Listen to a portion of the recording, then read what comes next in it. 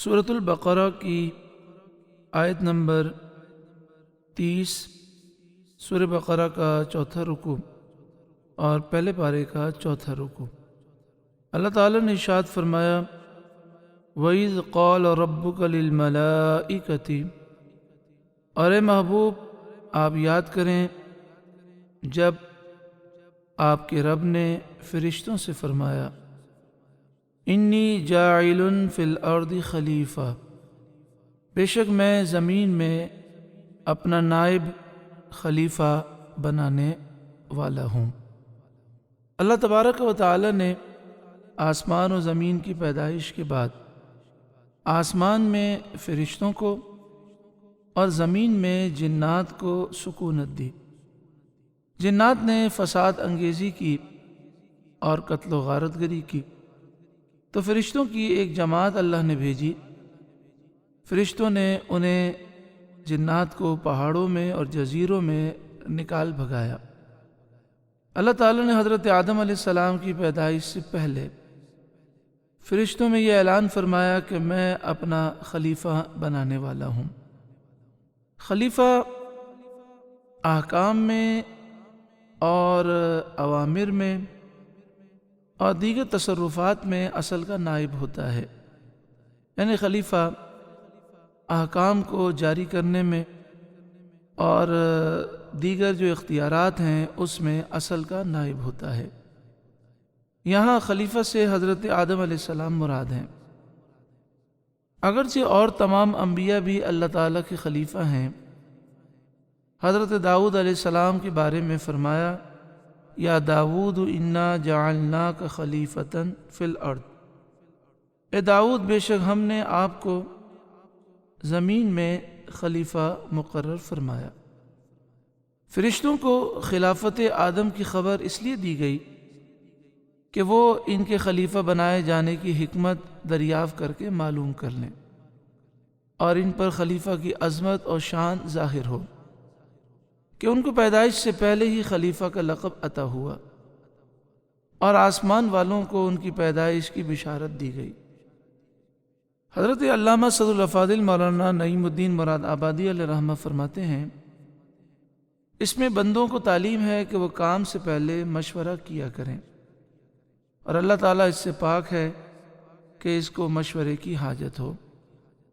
جب اللہ تبارک و تعالیٰ نے فرشتوں سے فرمایا کہ میں زمین میں اپنا خلیفہ بنانے والا ہوں، تو فرشتوں نے جو جواب عرض کیا اور اللہ کی بارگاہ میں جو سوال عرض کیا، اس کا ذکر سننے سے پہلے اس بات کی وضاحت سننا زیادہ مفید ہے کہ یوں تو جیسا کہ آپ نے سنا کہ اللہ تعالیٰ نے سارے نبیوں کو اپنا خلیفہ مقرر فرمایا، لیکن چونکہ نبی اکرم نور مجسم سید عالم صلی اللہ علیہ وآلہ وسلم تمام نبیوں، تمام رسولوں، تمام فرشتوں کے سردار ہیں، تو آپ اللہ تعالیٰ کے خلیفہ اعظم ہیں۔ حقیقت میں آپ ہی اللہ کے خلیفہ اعظم ہیں۔ اللہ تعالیٰ نے حضرت آدم علیہ السلام کی پیدائش سے پہلے اپنے محبوب کریم صلی اللہ علیہ وآلہ وسلم کا نور پیدا کیا، اور اس نور سے اللہ تعالیٰ نے پوری کائنات بنائی، اور حضرت آدم علیہ السلام سے پہلے اللہ نے اپنے محبوب کریم صلی اللہ علیہ وآلہ وسلم کو نبوت عطا فرمائی، جیسا کہ ترمذی شریف میں ہے۔ حضرت ابو ہریرہ رضی اللہ تعالیٰ عنہ سے روایت ہے، آقا دو جہاں صلی اللہ علیہ وآلہ وسلم سے پوچھا گیا، یا رسول اللہ آپ کے لیے نبوت کب ثابت ہوئی؟ آپ صلی اللہ علیہ وسلم نے فرمایا، اس وقت جب آدم علیہ السلام روح اور جسم کے درمیان تھے۔ یہ حدیث امام محمد بن سعد رضی اللہ تعالی عنہ نے الطبقات الکبریٰ پہلی جلد صفحہ نمبر 148 پر بھی لکھی، اور مصنف ابن ابی شیبہ میں 14ویں جلد صفحہ نمبر 292 پر یہ حدیث پاک ہے۔ الوفا شریف میں امام ابن جوزی علیہ رحمہ نے پہلی جلد صفحہ نمبر 23 پر لکھی۔ المستدرک دوسری جلد صفحہ نمبر 409 پر امام حاکم نے اس روایت کو لکھا اور فرمایا کہ یہ حدیث صحیح ہے۔ مسند امام احمد بن حنبل 5ویں جلد صفحہ نمبر 379 پر بھی حدیث ہے۔ مجمع الزوائد 8ویں جلد صفحہ نمبر 223 پر بھی حدیث پاک امام حافظ الہیثمی نے علیہ رحمہ نے لکھی، اور یہ بیان کیا کہ اس حدیث کو امام طبرانی نے روایت فرمایا۔ امام جلال الدین سیوطی علیہ رحمہ نے جامع الاحادیث الکبیر میں 6 جلد صفحہ نمبر 463 پر بھی حدیث پاک لکھی۔ تو کئی کتابوں میں اس حدیث کا مضمون موجود ہے، جس سے بات ثابت ہے کہ آدم علیہ السلام ابھی روح اور جسم کے درمیان تھے، یعنی ابھی آپ کی پیدائش ہوئی بھی نہیں تھی۔ اللہ تعالیٰ نے محبوب کریم صلی اللہ علیہ وآلہ وسلم کو نبوت عطا فرمائی۔ بلکہ یہ جو رکوع ہے، اس رکوع میں اس بات کا جو ذکر ہے کہ اللہ تعالیٰ نے فرشتوں کو حکم دیا کہ آدم علیہ السلام کو سجدہ کریں، تو امام فخر الدین رازی علیہ رحمہ نے تفسیر کبیر 2 جلد صفحہ نمبر 302 پر لکھا کہ فرشتوں کو جو اللہ تعالیٰ نے حکم دیا، تو جب آدم علیہ السلام کو سجدہ کیا فرشتوں نے، تو اس وقت حضرت آدم علیہ السلام کی پیشانی میں حضور سیدنا محمد صلی اللہ علیہ وسلم کا نور تھا۔ اسی لیے بعض بزرگوں نے لکھا ہے کہ یہ سجدہ در حقیقت نور محمدی صلی اللہ علیہ وسلم کو تھا۔ علامہ محمود آلوسی علیہ رحمہ نے روح المعانی 1 جلد صفحہ نمبر 218 پر لکھا، عاقد جہاں صلی اللہ علیہ وآلہ وسلم ہی حقیقت میں خلیفہ اعظم ہے۔ زمینوں اور آسمانوں کی بلندیوں میں وہی خلیفہ اور پہلے امام ہے، اور اگر آپ صلی اللہ علیہ وسلم نہ ہوتے تو آدم علیہ السلام پیدا نہ کیے جاتے اور نہ کوئی اور چیز پیدا کی جاتی۔ ترمذی شریف میں ہے، نبی کریم صلی اللہ علیہ وآلہ وسلم نے ارشاد فرمایا، آدم ہوں یا ان کے ماں سوا، حشر کے دن ہر نبی میرے جھنڈے کے نیچے ہوگا۔ کل بروز قیامت سارے نبی کہیں گے اذهبوا الی غیری۔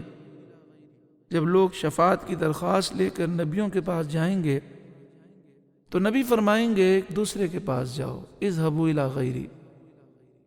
سرکار دو عالم صلی اللہ علیہ وآلہ وسلم ہی کی زبان پر ہوگا، انا لہا، میں ہی شفاعت کبریٰ کا دروازہ کھولوں گا۔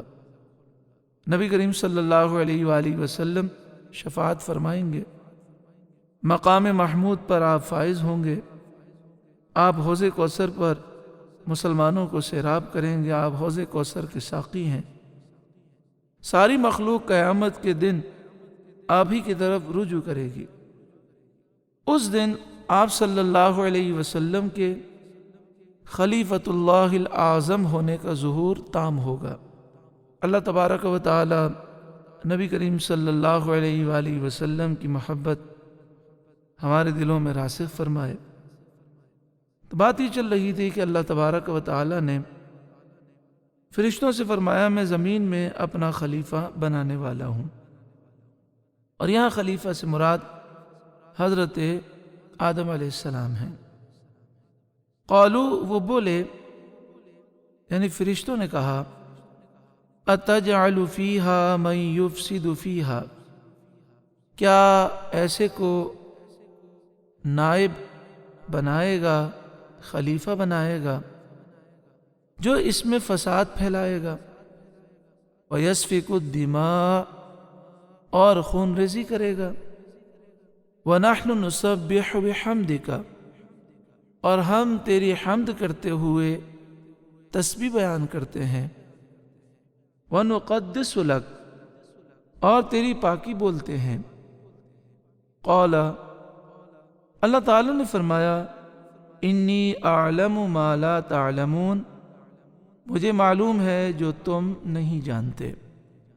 فرشتوں کا مقصد اعتراض کرنا نہیں تھا، اور نہ ہی حضرت آدم علیہ السلام پر طعن کرنا ان کا مقصد تھا، بلکہ خلافت کی حکمت کو دریافت کرنا مقصد تھا۔ اب سوال یہ ہے کہ انہوں نے انسانوں کی طرف فساد انگیزی کی نسبت کس طرح کی؟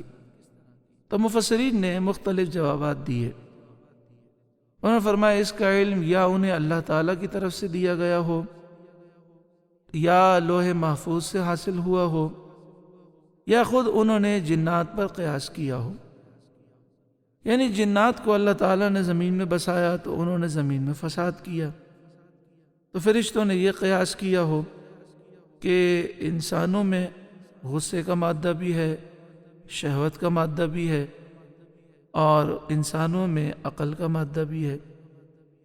اگر غصہ غالب آ جائے یا شہوت غالب آ جائے تو انسان فساد کی طرف مائل ہو جاتا ہے۔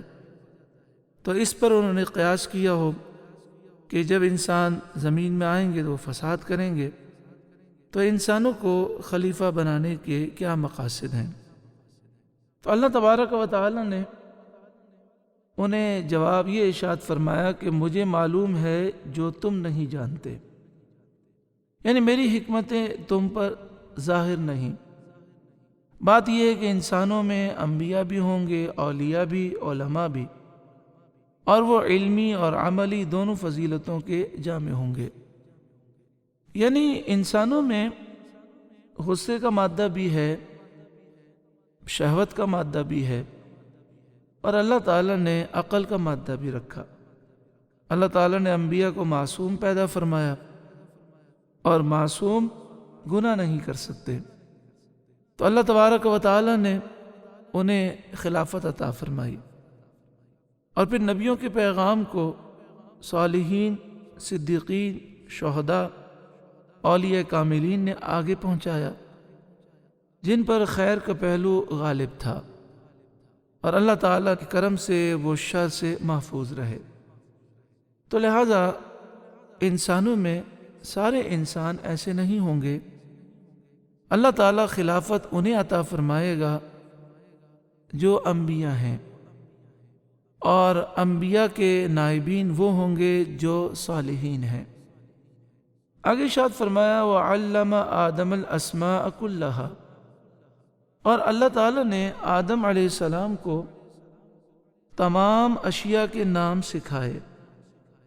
حضرت صدر الافاضل مولانا نعیم الدین مراد آبادی علیہ رحمہ نے تفسیر خزائن العرفان میں یہ بات لکھی، اور کئی تفسیروں میں یہ بات موجود ہے کہ اللہ تعالیٰ نے حضرت آدم علیہ السلام پر تمام اشیاء، تمام چیزوں کو پیش فرمایا، اور ان تمام چیزوں کے نام، ان کی صفات، ان کے افعال، ان کے خواص اور علوم کے اور صناعات کے اصول سب اللہ تعالیٰ نے سکھا دیے، اور بطریق الہام اللہ تعالیٰ نے یہ علم حضرت آدم علیہ السلام کو عطا فرمائے۔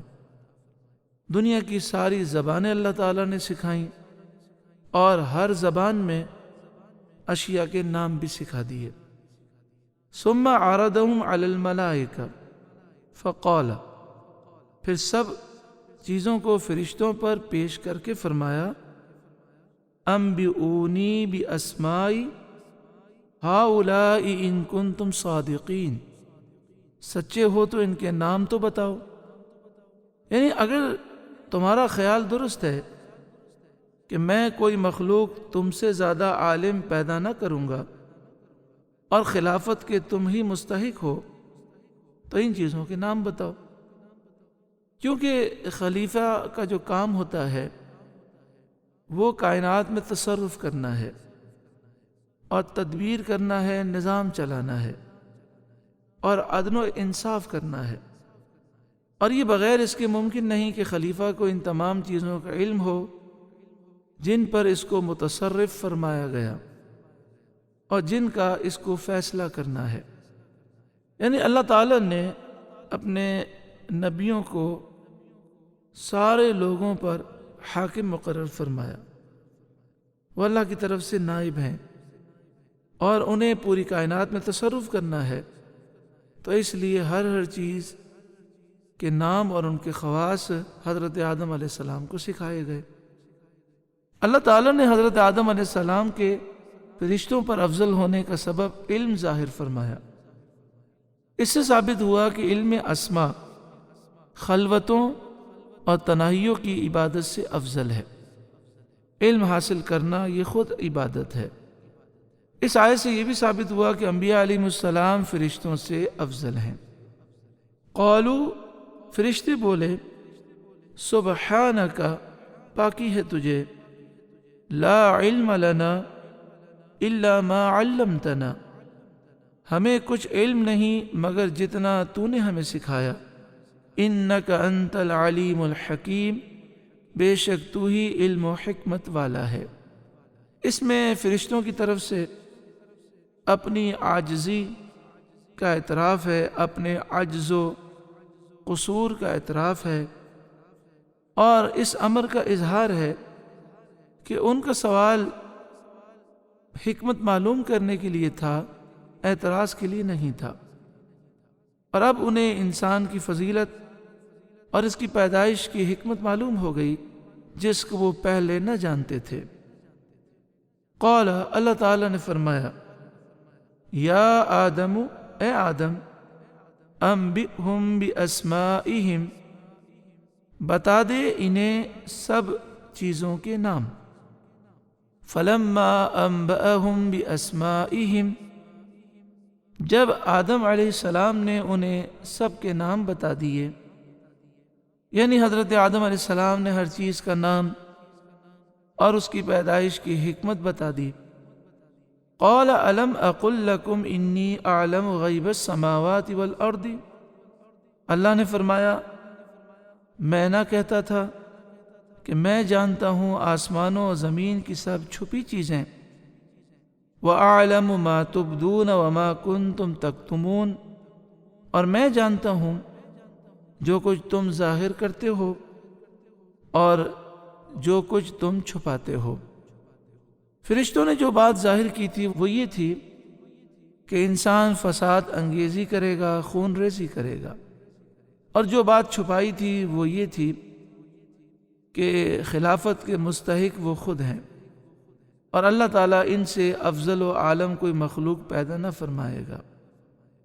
اس آیت سے انسان کی شرافت اور علم کی فضیلت ثابت ہوتی ہے، اور یہ بھی کہ اللہ تعالیٰ کی طرف تعلیم کی نسبت کرنا صحیح ہے، اگرچہ اللہ کو معلم نہ کہا جائے گا۔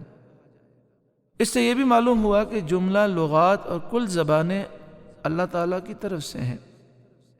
یہ بھی ثابت ہوا کہ ملائکہ کے علوم و کمالات میں زیادتی ہوتی ہے، یعنی فرشتوں کے علم میں بھی اضافہ ہوتا ہے، ان کے کمالات میں بھی اضافہ ہوتا ہے۔ یہاں پر اگر کسی کے ذہن میں یہ خیال پیدا ہو کہ فرشتوں نے انسان کی طرف تو فساد انگیزی کی نسبت کی اور اسے ظاہر کیا، لیکن دل میں یہ بات چھپائی، جو بات انہوں نے چھپائی تھی وہ بات یہ تھی کہ خلافت کے مستحق وہ خود ہیں، تو یہ کوئی عیب نہیں ہے، کیونکہ اللہ تعالیٰ کا نائب بننا اور خلیفہ بننا یہ سعادت کی بات ہے۔ تو فرشتوں نے یہ خیال کیا کہ یہ سعادت ہمیں ملے گی۔ اللہ تعالیٰ نے یہ ظاہر فرمایا کہ انبیاء علیہ السلام کو میں پیدا فرماؤں گا، اور سب سے پہلے حضرت آدم علیہ السلام کو پیدا فرماؤں گا، اور انبیاء علیہ السلام کو فرشتوں پر اللہ تعالیٰ نے فضیلت عطا فرمائی۔ جب فرشتوں کو اس بات کا علم ہوا اور انہوں نے جان لیا کہ فرشتوں سے بھی افضل و اعلیٰ انبیاء ہیں اور وہی خلافت کے مستحق ہیں، تو انہیں اس کی حکمت معلوم ہو گئی۔ آگے ارشاد فرمایا، وَإِذْ قُلْنَا لِلْمَلَائِكَةِ اسْجُدُوا لِآدَمَ، اور یاد کرو جب ہم نے فرشتوں کو حکم دیا کہ آدم کو سجدہ کرو، فَسَجَدُوا إِلَّا إِبْلِيسَ، تو سب نے سجدہ کیا سوائے ابلیس کے، ابا، اس نے انکار کیا، واستکبر، اور غرور کیا، وکان من الکافرین، اور کافر ہو گیا۔ اللہ تعالیٰ نے حضرت آدم علیہ السلام کو تمام موجودات کا نمونہ اور عالم روحانی اور جسمانی کا مجموعہ بنایا اور فرشتوں کے لیے حصول کمالات کا وسیلہ کیا، تو انہیں حکم فرمایا کہ حضرت آدم علیہ السلام کو سجدہ کریں، کیونکہ اس میں شکر گزاری بھی ہے اور حضرت آدم علیہ السلام کی فضیلت کا اعتراف بھی ہے۔ اور فرشتوں نے جو بات کہی تھی، ان کا جو مقولہ تھا، اپنے مقولے کی معذرت کی شان پائی جاتی ہے۔ سجدے دو طرح کے ہوتے ہیں، ایک سجدہ عبادت ہے جو عبادت کی نیت سے کیا جائے، کسی کو الہ خدا معبود سمجھ کر سجدہ کیا جائے۔ سجدہ عبادت اللہ تعالیٰ کے لیے خاص ہے، کسی اور کے لیے نہیں ہو سکتا، نہ کسی شریعت میں کبھی جائز ہوا۔ جو کوئی اللہ کے سوا کسی کو عبادت کی نیت سے سجدہ کرے وہ کافر ہے، مشرک ہے۔ اگر مسلمان ایسی حرکت کرے تو مرتد ہو جائے گا، کافر ہو جائے گا۔ دوسرا سجدہ سجدہ تحیت ہے، سجدہ تعظیمی، جس میں نیت عبادت کی نہیں ہوتی بلکہ جس کو سجدہ کیا جا رہا ہے اس کی تعظیم کرنا مقصود ہوتا ہے۔ یہ پچھلی شریعتوں میں اللہ کے سوا غیر کے لیے جائز تھا، لیکن نبی اکرم صلی اللہ علیہ وآلہ وسلم کی شریعت میں سجدہ تعظیمی بھی صرف اللہ ہی کو کیا جا سکتا ہے۔ اللہ کے سوا کسی کے سامنے تعظیمی رکوع کرنا یا تعظیمی سجدہ کرنا یہ حرام ہے، گناہ ہے۔ یہاں بعض لوگوں نے یہ کہا کہ یہ جو سجدہ حضرت آدم علیہ السلام کو کیا گیا، یہ سجدہ اصل میں اللہ تعالیٰ کے لیے تھا اور آدم علیہ السلام قبلہ بنائے گئے تھے، وہ مسجود الیہ تھے نہ کہ مسجود لہو۔ جیسے ہم سجدہ اللہ کو کرتے ہیں لیکن رخ خانہ کعبہ کی طرف کرتے ہیں، لیکن یہ قول ضعیف ہے، کیونکہ اس سجدے سے حضرت آدم علی نبینا علیہ الصلاۃ والسلام کا فضل و شرف ظاہر فرمانا مقصود تھا۔ یعنی اللہ تعالیٰ نے یہ جو فرمایا کہ آدم علیہ السلام کو سجدہ کرو، تو اس میں یہ ظاہر کرنا مقصود تھا کہ آدم علیہ السلام فرشتوں سے افضل ہیں، اور مسجود الیہ کا ساجد سے افضل ہونا کچھ ضروری نہیں۔ یعنی مطلب یہ کہ اگر اللہ کے لیے سجدہ ہو اور کسی کے سامنے سجدہ کیا جائے اور مقصود یہ ہو کہ اسے قبلہ بنایا جا رہا ہے، تو کبھی کبھی ایسا بھی ہوتا ہے کہ سجدہ کرنے والے سے قبلہ افضل ہوتا ہے اور کبھی افضل نہیں ہوتا، جیسے کہ نبی کریم صلی اللہ علیہ وآلہ وسلم نے خانہ کعبہ کی طرف منہ کر کے نمازیں ادا فرمائی۔ کعبہ معظمہ حضور سید انبیاء صلی اللہ علیہ وسلم کا قبلہ بھی ہے، مسجود الیہ بھی ہے، مگر نبی کریم صلی اللہ علیہ وآلہ وسلم خانہ کعبہ سے افضل و اعلیٰ ہے، بلکہ آپ ساری مخلوق سے افضل و اعلیٰ ہیں۔ تو صحیح یہ ہے کہ یہ سجدہ خاص حضرت آدم علیہ السلام کو کیا گیا اور تعظیم کے لیے کیا گیا۔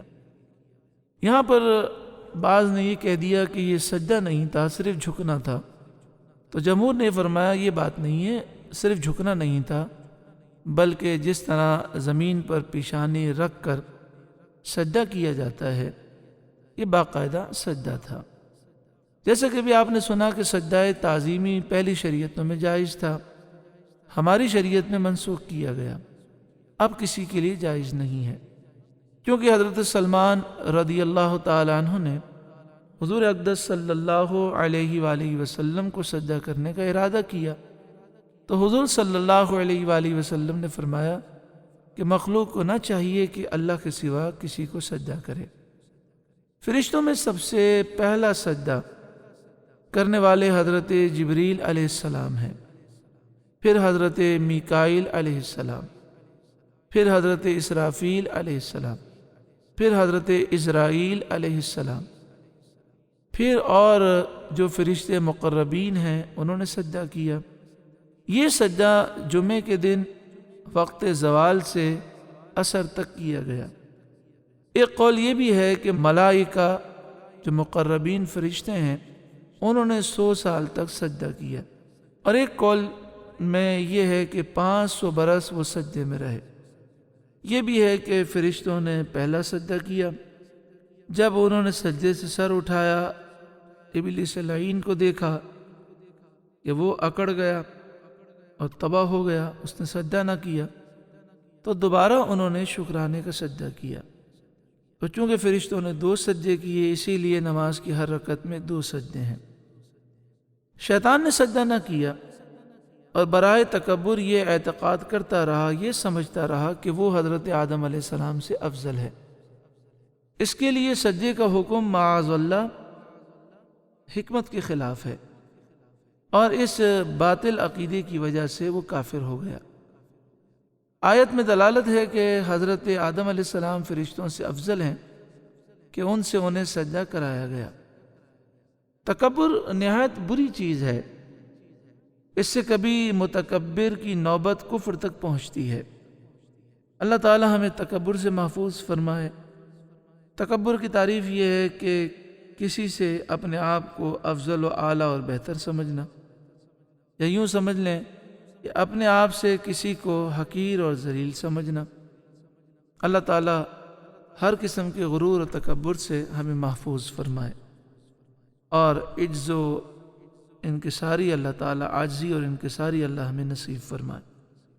اللہ تعالیٰ نے ارشاد فرمایا وَقُلْنَا يَا آدَمُ اسْكُنْ أَنْتَ وَزَوْجُكَ الْجَنَّةَ، اور ہم نے فرمایا اے آدم تو اور تیری بیوی اس جنت میں رہو، وَكُلَا مِنْهَا رَغَدًا حَيْثُ شِئْتُمَا، اور کھاؤ اس میں سے بے روک ٹوک جہاں تمہارا جی چاہے، وَلَا تَقْرَبَا هَذِهِ الشَّجَرَةَ، مگر اس درخت کے پاس نہ جانا، فَتَكُونَا مِنَ الظَّالِمِينَ، کہ حد سے بڑھنے والوں میں ہو جاؤ گے۔ اس درخت سے کون سا درخت مراد ہے تو مختلف روایات ہیں۔ بعض روایتوں میں یہ ہے کہ وہ گندم کا درخت تھا، بعض روایتوں میں انگور کا ذکر ہے، بعض میں زیتون کا ذکر ہے، اور حقیقت حال اللہ ہی بہتر جانتا ہے۔ زیادہ مشہور یہ ہے کہ وہ گندم کا پیڑ تھا۔ فرمایا کہ اگر اس درخت کے قریب جاؤ گے تو حد سے بڑھنے والوں میں ہو جاؤ گے۔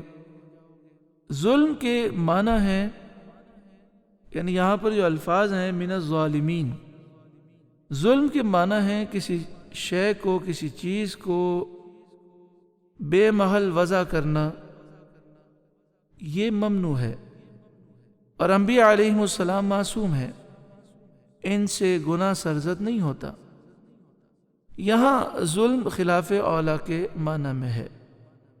انبیاء علیہم السلام کو ظالم کہنا یہ توہین و بے ادبی اور کفر ہے، جو کہے وہ کافر ہو جائے گا۔ اللہ تعالیٰ مالک و مولا ہے، جو چاہے فرمائے، اس میں ان کی عزت ہے۔ دوسرے کی کیا مجال کے خلاف ادب کلمہ زبان پر لائے، اور خطاب حضرت حق کو، اللہ تعالیٰ کے فرمان کو اپنی جرت کے لیے سند بنائے۔ ہمیں تعظیم و توقیر اور ادب و اطاعت کا حکم فرمایا، ہم پر یہی لازم ہے، یعنی ہمیں یہ حکم ہے کہ ہم تعظیم کریں، توقیر کریں، ادب کریں اور فرما برداری کریں۔ اللہ رب العالمین مولا ہے، وہ جو چاہے فرمائے۔ ہم ان کلمات کو دلیل کے طور پر پیش نہیں کر سکتے، اور ویسے بھی یہاں پر مراد جو ہے وہ اعلیٰ حضرت امام اہل سنت نے اپنے ترجمے میں واضح فرما دی، فَتَكُونَا مِنَ الظَّالِمِينَ، کہ حد سے بڑھنے والوں میں ہو جاؤ گے۔ فَأَزَلَّهُمَا الشَّيْطَانُ عَنْهَا، تو شیطان نے جنت سے انہیں لغزش دی۔ فَأَخْرَجَهُمَا مِمَّا كَانَا فِيهِ، اور جہاں وہ رہتے تھے وہاں سے انہیں الگ کر دیا۔ شیطان نے کسی طرح حضرت آدم اور حضرت حوا علیہم السلام کے پاس پہنچ کر کہا کہ میں تمہیں ایسے درخت کا بتاؤں گا جس کے کھانے سے تم ہمیشہ زندہ رہو گے، شجر خلد بتا دوں گا۔ یہاں پر یہ سوال پیدا ہوتا ہے کہ شیطان جنت میں کیسے پہنچا؟ تو مختلف روایات ہیں۔ بعض نے لکھا کہ وہ جنت کے کنارے پہنچا، جنت کے دروازے کے پاس، وہاں بلا کر بات کی۔ بعض میں یہ ہے کہ وہ سانپ کے منہ میں بیٹھ کر وہ چھپ کر گیا۔ مختلف روایات ہیں، وہ اللہ ہی بہتر جانے۔ تو اسی لیے صدر الافاضل مولانا نعیم الدین مراد آبادی علیہ الرحمہ نے کسی خاص روایت کو بیان نہیں کیا، بلکہ فرمایا شیطان نے کسی طرح حضرت آدم اور حضرت حوا علیہم السلام کے پاس پہنچ کر کہا، میں تمہیں شجر خلد بتا دوں۔ حضرت آدم علیہ السلام نے انکار فرمایا۔ اس نے قسم کھائی کہ میں تمہارا خیر خواہ ہوں۔ انہیں خیال ہوا کہ اللہ پاک کی جھوٹی قسم کون کھا سکتا ہے۔ اسی خیال سے حضرت حوا رضی اللہ تعالی عنہا نے اس میں سے کچھ کھایا، پھر حضرت آدم علیہ السلام کو دیا، انہوں نے بھی تناول کیا۔ حضرت آدم علیہ السلام کو خیال ہوا کہ لا تقربا کی نہیں تنزیہ ہے، تحریمی نہیں، کیونکہ اگر وہ تحریمی سمجھتے تو ہرگز ایسا نہ کرتے۔ یعنی جب کسی سے فرمایا جاتا ہے کہ اس کے قریب نہ جانا، تو اس فرمان کی دو صورتیں ہوتی ہیں، یا تو اس کے قریب جانا حرام ہے، یا یہ کہ حرام تو نہیں ہے لیکن بہتر ہے، مناسب یہ ہے کہ نہ جاؤ۔ تو یہاں مفسرین فرماتے ہیں کہ حضرت آدم علیہ السلام نے اجتہاد فرمایا اور آپ نے یہ خیال کیا کہ یہ جو ممانعت ہے یہ تنزیہی ہے، یعنی جانا کوئی گناہ نہیں ہے، کیونکہ اگر وہ تحریمی سمجھتے تو ہرگز ایسا نہ کرتے کہ انبیاء معصوم ہوتے ہیں۔ یہاں حضرت آدم علیہ السلام سے اجتہاد میں خطا ہوئی، اور خطائے اجتہادی گناہ نہیں ہوتی۔ بعض مفسرین نے فرمایا کہ حضرت آدم علیہ السلام کو بھلا دیا گیا اور آپ نے بھول سے کھایا، جیسا کہ قرآن مجید فرقان حمید میں بھی اس بات کی نسبت کی گئی کہ حضرت آدم علیہ السلام بھول گئے۔ بعض مفسرین نے فرمایا کہ آپ نے اجتہاد یہ فرمایا کہ اللہ تبارک و تعالی نے یہ فرمایا اس درخت کے قریب مت جانا، تو وہ ایک مخصوص درخت تھا، تو میں اس درخت کے قریب نہیں جاؤں گا، لیکن اسی درخت کی ایک اور قسم ہے، یعنی اسی قسم سے ایک اور درخت ہے، میں اس کے قریب جاؤں، اس سے مجھے منع نہیں کیا گیا۔ حالانکہ آپ کو مثلا اگر گندم کے پودے سے منع کیا گیا تھا تو ہر قسم کے گندم کے پودے سے منع کیا گیا تھا۔ آپ نے خیال کیا کہ یہ مخصوص جو پودا ہے اس سے مجھے منع کیا گیا، اگر دوسرا پودا اگر گندم کا ہے اور اس سے میں کھا لوں تو اس میں مجھے منع نہیں کیا گیا۔ خیر جو بھی معاملہ ہو، مفسرین کے مختلف اقوال ہیں، خلاصہ یہ کہ حضرت آدم علیہ السلام نے جان بوجھ کر یہ کام نہیں کیا، بلکہ آپ کو بھلا دیا گیا، یا آپ نے اجتہاد فرمایا، اور اجتہاد میں اگر ایسا کوئی معاملہ ہو جائے تو وہ گناہ نہیں ہوتا۔ اللہ تعالیٰ نے ارشاد فرمایا وَقُلْنَا اهْبِطُوا بَعْضُكُمْ لِبَعْضٍ عَدُوٌّ، اور ہم نے فرمایا نیچے اترو، آپس میں ایک تمہارا دوسرے کا دشمن ہوگا۔ نیچے اترو سے مراد یہ ہے کہ حضرت آدم علیہ السلام اور حضرت حوا سے فرمایا گیا کہ تم دونوں جنت سے نیچے اترو۔ اب سوال یہ ہے کہ یہاں پر اہبطوا جمع کا صیغہ ہے، تو فرمایا کہ حضرت آدم علیہ السلام کی پشت میں جو آپ کی اولاد تھی ان کو بھی خطاب کیا گیا، یعنی آدم علیہ السلام، حضرت حوا اور آپ کی اولاد کو یہ حکم دیا گیا، ان کی ذریت کو جو ان کے صلب میں تھی جنت سے زمین پر جانے کا حکم ہوا۔ حضرت آدم علیہ السلام زمین ہند میں سراندیب کے پہاڑوں پر اترے اور حضرت حوا جدہ میں اتریں۔ حضرت آدم علیہ السلام کی برکت سے زمین کے درختوں میں پاکیزہ خوشبو پیدا ہوئی۔ آگے ارشاد فرمایا وَلَكُمْ فِي الْأَرْضِ مُسْتَقَرٌّ وَمَتَاعٌ إِلَىٰ حِينٍ، اور تمہیں ایک وقت تک زمین میں ٹھہرنا ہے اور برتنا ہے، یعنی فائدہ اٹھانا ہے۔ ایک وقت سے مراد ہے اختتام عمر تک، یعنی موت کا وقت مراد ہے۔ اور حضرت آدم علیہ السلام کے لیے اس میں بشارت بھی ہے کہ وہ دنیا میں صرف اتنی مدت کے لیے ہیں، اس کے بعد پھر انہیں جنت کی طرف رجوع فرمانا ہے۔ اور آپ کی اولاد کے لیے یہ ہے کہ دنیا کی زندگی معین وقت تک ہے، عمر تمام ہونے کے بعد انہیں آخرت کی طرف رجوع کرنا ہے۔ اگر خاتمہ ایمان پر ہوا تو بالآخر وہ جنت میں ضرور جائیں گے، اور اگر خاتمہ کفر پر ہوا تو وہ جنت سے محروم رہیں گے۔ فَتَلَقَّى آدَمُ مِن رَّبِّهِ كَلِمَاتٍ فَتَابَ عَلَيْهِ، پھر سیکھ لیے آدم علیہ السلام نے اپنے رب سے کچھ کلمات، تو اللہ نے آپ کی توبہ قبول فرمائی۔ إِنَّهُ هُوَ التَّوَّابُ الرَّحِيمُ، بے شک وہی ہے بہت توبہ قبول کرنے والا مہربان۔ حضرت آدم علیہ السلام نے زمین پر آنے کے بعد 300 سال تک حیا سے آسمان کی طرف سر نہ اٹھایا۔ اگرچہ حضرت داؤد علیہ السلام کثیر البکا تھے، بہت آپ نے اللہ کے خوف سے آنسو بہائے، آپ کے آنسو تمام زمین والوں کے آنسوؤں سے زیادہ ہیں، مگر حضرت آدم علیہ السلام اس قدر روئے کہ آپ کے آنسو حضرت داؤد علیہ السلام اور تمام اہل زمین کے آنسوؤں کے مجموعے سے بڑھ گئے۔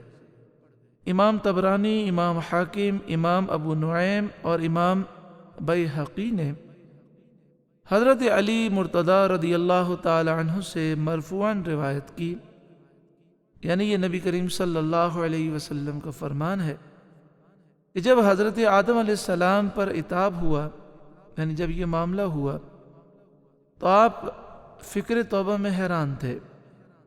اس پریشانی کے عالم میں یاد آیا کہ وقت پیدائش میں نے سر اٹھا کر دیکھا تھا کہ عرش پر لکھا ہے لا الہ الا اللہ محمد الرسول اللہ۔ میں سمجھا تھا کہ بارگاہ الہی میں وہ رتبہ کسی کو میسر نہیں جو محمد صلی اللہ علیہ وآلہ وسلم کو حاصل ہے۔ اللہ تعالیٰ نے ان کا نام اپنے نام اقدس کے ساتھ عرش پر مکتوب فرمایا، یعنی لکھا ہے۔ لہٰذا آپ نے اپنی دعا میں ربنا ظلمنا انفسنا کے ساتھ یہ بھی عرض کیا اللہم انی اسألک بجاہ محمد عبدک و کرامتہ علیک ان تغفر لی خطیئتی، یعنی یا رب میں تجھ سے تیرے بندہ خاص محمد مصطفیٰ صلی اللہ علیہ وآلہ وسلم کی جاہ و مرتبت کے طفیل میں اور اس کرامت کے صدقے میں جو انہیں تیرے دربار میں حاصل ہے مغفرت چاہتا ہوں۔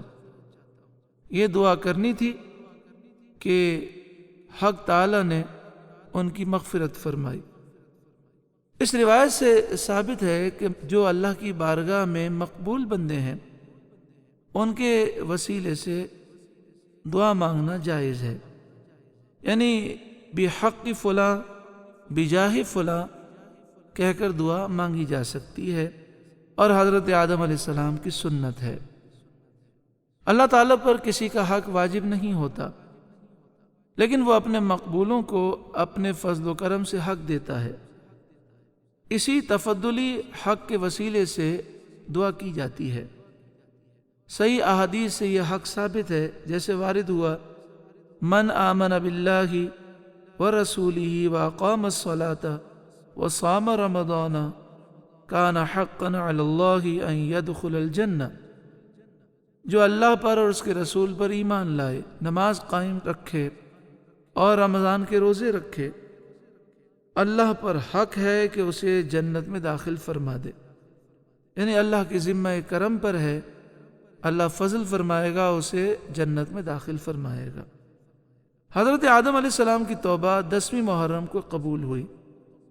جنت سے جب آپ نکلے تو بہت سی نعمتیں آپ سے لے لی گئیں، اس میں عربی زبان بھی آپ سے لے لی گئی، اور عربی کے بجائے آپ کی زبان مبارک پر سریانی زبان جاری کر دی گئی۔ قبول توبہ کے بعد پھر عربی زبان عطا ہوئی۔ توبہ کی اصل جو ہے وہ رجوع الی اللہ ہے۔ اس کے 3 رکن ہیں: ایک ہے اعتراف جرم، اپنے جرم کا اعتراف کرنا، دوسرا ہے جرم پر، گناہ پر ندامت، شرمندگی، اور تیسرا ہے گناہ کو چھوڑنے کا عزم۔ اگر گناہ قابل تلافی ہو تو اس کی تلافی بھی لازم ہے، یعنی جس نے نمازیں چھوڑی ہیں جب وہ توبہ کرے گا تو پچھلی نمازوں کی قضا کرنا بھی لازم ہے، یعنی جو نمازیں رہ گئی ہیں ان کو پڑھنا بھی ضروری ہے۔ توبہ کے بعد حضرت جبریل علیہ السلام نے زمین کے تمام جانوروں میں حضرت آدم علیہ السلام کی خلافت کا اعلان کیا اور سب پر ان کی فرما برداری لازم ہونے کا حکم سنایا۔ سب نے قبول اطاعت کا اظہار کیا۔ یہاں پر یہ وضاحت بھی ضروری ہے کہ حضرت آدم علیہ السلام کا توبہ کرنا یہ آپ کی عاجزی انکساری ہے کہ اللہ والے اللہ کی بارگاہ میں وہ گڑ گڑاتے ہیں، جیسا کہ آپ سن چکے کہ یہ جو معاملہ ہوا اس میں آپ کو بھلا دیا گیا۔ شرعی طور پہ تو یہ مسئلہ بالکل واضح ہے کہ اگر بھول کر کوئی کام ہو جائے تو اس پر گناہ نہیں ہوتا، یہاں تک کہ روزے دار اگر بھول کر کھا پی لے، اسے روزے دار ہونا یاد نہ رہے تو روزہ بھی نہیں ٹوٹتا۔ لیکن حضرت آدم علیہ السلام سینکڑوں برس تک اللہ کی بارگاہ میں توبہ کرتے رہے، روتے رہے۔ یہ ابن آدم کے لیے نصیحت ہے کہ اے آدم علیہ السلام کے بیٹے، اے انسان، تو جان بوجھ کر گناہ کر رہا ہے، پھر بھی تجھے شرمندگی نہیں ہوتی، پھر بھی تجھے افسوس نہیں ہوتا، پھر بھی تو اللہ کی بارگاہ میں توبہ نہیں کرتا۔ اللہ کی بارگاہ میں جھک جا اور سچی توبہ کر، اللہ تعالیٰ ضرور کرم فرمائے گا۔ ہم نے یہ سماعت کیا کہ نبی کریم صلی اللہ علیہ وآلہ وسلم کے وسیلے سے حضرت آدم علیہ السلام نے دعا کی تو اللہ تبارک و تعالیٰ نے ان کی دعا قبول فرمائی۔ اس طرح کے مفہوم کی روایتیں بہت ساری کتابوں میں ہیں، میں چند حوالے آپ کی خدمت میں پیش کرتا ہوں۔ مقصد یہ ہے کہ ہمارے دل میں نبی کریم صلی اللہ علیہ وآلہ وسلم کی محبت مزید پیدا ہو، ہم حضور کی شان و عظمت سمجھیں۔ المعجم الکبیر دوسری جلد صفحہ نمبر 83 پر امام طبرانی نے حضرت عمر رضی اللہ تعالی عنہ سے روایت کیا کہ نبی کریم صلی اللہ علیہ وآلہ وسلم نے فرمایا، حضرت آدم علیہ السلام نے اس طرح دعا کی، میں محمد صلی اللہ علیہ وسلم کے حق یعنی وسیلے سے دعا کرتا ہوں، سوال کرتا ہوں کہ تو میری مغفرت فرما۔ اللہ نے ان کی طرف وحی کی، محمد کون ہے؟ حالانکہ اللہ تعالیٰ خوب جانتا ہے۔ حضرت آدم علیہ السلام نے عرض کی، تیرا نام برکت والا ہے، جب تو نے مجھے پیدا کیا تو میں نے سر اٹھا کر عرش کی طرف دیکھا تو اس میں لکھا ہوا تھا لا الہ الا اللہ محمد الرسول اللہ، تو میں نے جان لیا کہ تیرے نزدیک ان سے زیادہ بلند مرتبہ کوئی شخص نہیں ہوگا جن کا نام اے رب تو نے اپنے نام کے ساتھ لکھا ہے۔ تب اللہ تعالیٰ نے ان کی طرف یہ وحی کی، اے آدم، وہ تمہاری اولاد میں سے تمام نبیوں کے آخر ہیں اور ان کی امت تمہاری اولاد کی امتوں میں سے آخری امت ہے، اور اگر وہ نہ ہوتے اے آدم تو میں آپ کو پیدا نہ کرتا۔ یعنی اس روایت میں بھی اسی بات کا ذکر ہے کہ حضرت آدم علیہ السلام نے نبی کریم صلی اللہ علیہ وآلہ وسلم کا وسیلہ اللہ تعالیٰ کی بارگاہ میں پیش کیا تو اللہ نے ان کی توبہ قبول فرمائی۔ اور یہ روایتیں اس بات کی دلیل ہیں کہ جب ہم دعا مانگیں تو اللہ کی بارگاہ میں حضور صلی اللہ علیہ وسلم کا وسیلہ پیش کریں تو ہماری دعائیں بھی قبول ہوں گی، ہماری توبہ بھی قبول ہوگی۔ بہت ساری کتابوں میں اس مفہوم کی روایتیں موجود ہیں کہ حضرت آدم علیہ السلام نے توبہ کے لیے جو کلمات کہے ان میں حضرت آقا دو جہاں صلی اللہ علیہ وآلہ وسلم کا وسیلہ اللہ کی بارگاہ میں پیش کیا۔ امام بیہقی جن کا سن وصال ہے 458 ہجری، دلائل النبوہ 5ویں جلد صفحہ نمبر 489۔ امام محدث ابن جوزی سن وصال 597 ہجری، اپنی کتاب الوفا صفحہ نمبر 33۔ امام حاکم سن وصال 405 ہجری، المستدرک جلد 2 صفحہ نمبر 615۔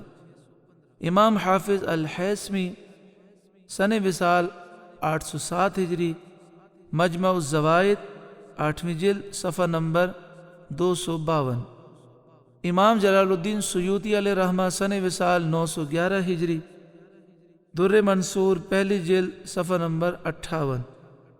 علامہ قرطبی الجامع لاحکام القرآن پہلی جلد صفحہ نمبر 324۔ شیخ عبداللہ انصاری کشف الاسرار پہلی جلد صفحہ نمبر 155۔ علامہ ثعالبی علیہ رحمہ سن وصال 875 ہجری، تفسیر ثعالبی پہلی جلد صفحہ نمبر 53۔ علامہ اسماعیل حقی سن وصال 1137 ہجری، روح البیان پہلی جلد صفحہ نمبر 113۔ علامہ سید محمود آلوسی علیہ رحمہ سن وصال 1270 ہجری، روح المعانی پہلی جلد صفحہ نمبر 237۔ یہ سارے بزرگان دین مستند اور معتمد علیہ بزرگ ہیں، بڑی شان و عظمت ہے، ان کی کتابیں مشہور و معروف ہیں۔ ان ساری کتابوں میں یہ روایتیں موجود ہیں کہ نبی کریم صلی اللہ علیہ وآلہ وسلم کا جب وسیلہ حضرت آدم علیہ السلام نے اللہ کی بارگاہ میں پیش کیا تو ان کی توبہ قبول ہوئی۔ یہاں تک کہ مخالفین جسے امام مانتے ہیں ابن تیمیہ کو، اس نے بھی یہ روایت یہ حدیث لکھی ہے فتاویٰ ابن تیمیہ 2 جلد صفحہ نمبر 51 پر۔ اللہ تبارک و تعالی ہمارے دلوں میں نبی کریم صلی اللہ علیہ وآلہ وسلم کی محبت کو راسخ فرمائے اور ہمیں ان باتوں کی سمجھ عطا فرمائے۔ اللہ تعالی محبوب کریم صلی اللہ علیہ وآلہ وسلم کے طفیل، ان کے صدقے میں، ان کے وسیلے سے اللہ ہمارے گناہوں کو معاف فرمائے، ہمیں توبۃ النصوح نصیب فرمائے، دنیا اور آخرت میں کامیابی نصیب فرمائے۔ آگے ارشاد فرمایا قُلْ نَهْبِطُوا مِنْهَا جَمِيعًا، ہم نے فرمایا تم سب جنت سے اتر جاؤ۔ فَإِمَّا يَأْتِيَنَّكُم مِّنِّي هُدًى، پھر اگر تمہارے پاس میری طرف سے کوئی ہدایت آئے، فَمَن تَبِعَ هُدَايَ، تو جو میری ہدایت کی پیروی کرے گا، فَلَا خَوْفٌ عَلَيْهِمْ، پس ان پر کوئی خوف نہیں ہوگا، وَلَا هُمْ يَحْزَنُونَ، اور وہ غمگین نہیں ہوں گے۔ یہ جو مومنین صالحین ہیں ان کے لیے بشارت ہے، نہ انہیں فضائے اکبر کے وقت خوف ہوگا، یعنی جب قیامت قائم ہوگی اس وقت بھی خوف نہیں ہوگا، اور آخرت میں بھی غم نہیں ہوگا، وہ بے غم جنت میں داخل ہوں گے۔ وَالَّذِينَ كَفَرُوا وَكَذَّبُوا بِآيَاتِنَا، اور وہ جو کفر کریں گے اور میری آیتیں جھٹلائیں گے، اولئک اصحاب النار، وہ دوزخ والے ہیں، ہم فیہا خالدون، ان کو ہمیشہ اس میں رہنا ہے۔ الحمدللہ سورہ بقرہ کا 4تھا رکوع مکمل ہوا۔ اللہ رب العالمین ہمیں اس رکوع کے نور سے روشن منور فرمائے، حضرت آدم علیہ السلام اور تمام انبیاء کے وسیلے سے تمام انبیاء، تمام رسولوں، تمام فرشتوں کے سردار، ساری مخلوق کے آقا صلی اللہ علیہ وآلہ وسلم کے طفیل، ان کے وسیلے سے اللہ تعالی ہمیں اچھی اور پاکیزہ زندگی نصیب فرمائے اور ہمیشہ شریعت کا فرما بردار بنائے، دنیا اور آخرت میں کامیاب فرمائے۔ آمین بجاہ سید المرسلین صلی اللہ علیہ وآلہ وسلم۔